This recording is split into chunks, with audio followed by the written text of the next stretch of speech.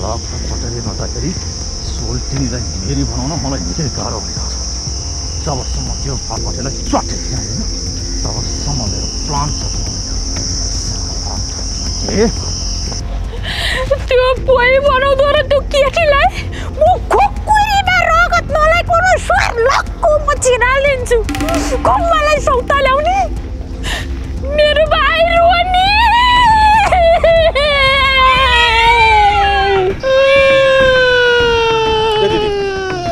दिदी ए दिदी किन रोकी त के भयो? तेरो बिना तरुणीसँग झल्केर छ नि। होइन कस्तो नचाहिँदो कुरा नपत्याउने कुरा गर्छ यो। पत्याउने कुरा त गरिरहेछ नि। या हेरी नपत्याए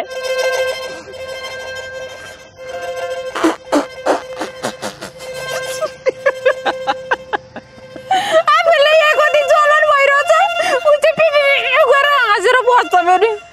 तेरिका दिदी तँलाई यो फोटो त्यो आइडुले देखाएको होला होइन?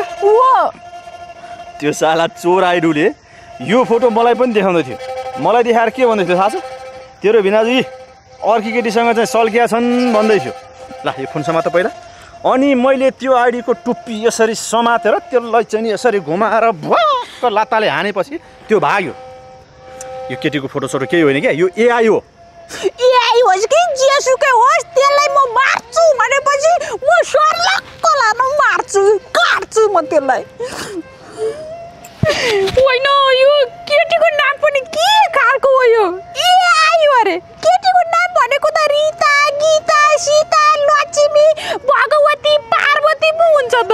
यो के खालका नाम? तेरिका अब म कसरी सम्झाउँ क्या तँलाई? पुरै बुझ्दिनस्। पक पक पक पक पक पक एकछिन ल यता हेर त। नरो भन्छु ल हाँस त, आँसु पुछ हाँस। म फोटो खिच्छु अलिकति त्यो सुँगुरो जस्तो पार त एउटा त्यो हुन्छ तैँले त्यसो नपार तेरो त्यसै पनि सुँगुरो जस्तो थुक्नु छ ल पक्का।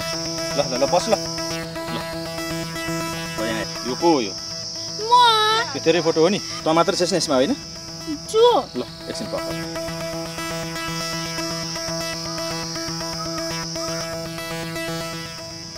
ल अब हेर यहाँ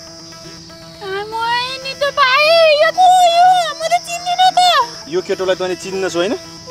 चिनिनुहोस् नि हो। तैँले यो केटोलाई नचिने जस्तै भिनाजुले पनि तैँले यो देखाइस् नि मोबाइलमा त्यो केटीलाई चिन्दैनन्। मैले यहाँ तेरो फोटोमा अर्को केटोको फोटो जोडे जस्तै त्यो आइडुले पनि भिनाजुको फोटोमा केटीको फोटो जोडेर देखाएको हो क्या। त्यही हो एआई भने। कुरो सुरु बुझ्दिनँ त्यसै रुन्छे मात्र मान्छे काट्छु भन्छ। धेरै काटकुट नभन्ने त्यही काटकुट गरेर म जेल गएको थाहा छ नि? कि तँलाई पनि जेल जान मन छ? नजाने झ्यालकाना त नजाने। त्यो आइडुले पिसिर अलि बढाइदियो क्या मेरो। अनि पिसिर सर्लक्क बढेछ अनि यस्तो भइगयो। अनि फेरि पनि कालु त कहाँ जान लाग्या? किन घर जाउँ? म घर जान्न, मेरो मिसन छुट्टै छ। तँ जा। मलाई तेरो मिसन के छ भन्ने कुरो राम्रोसँग थाहा छ। फेरि पनि 8-10 वर्षलाई झ्याल खान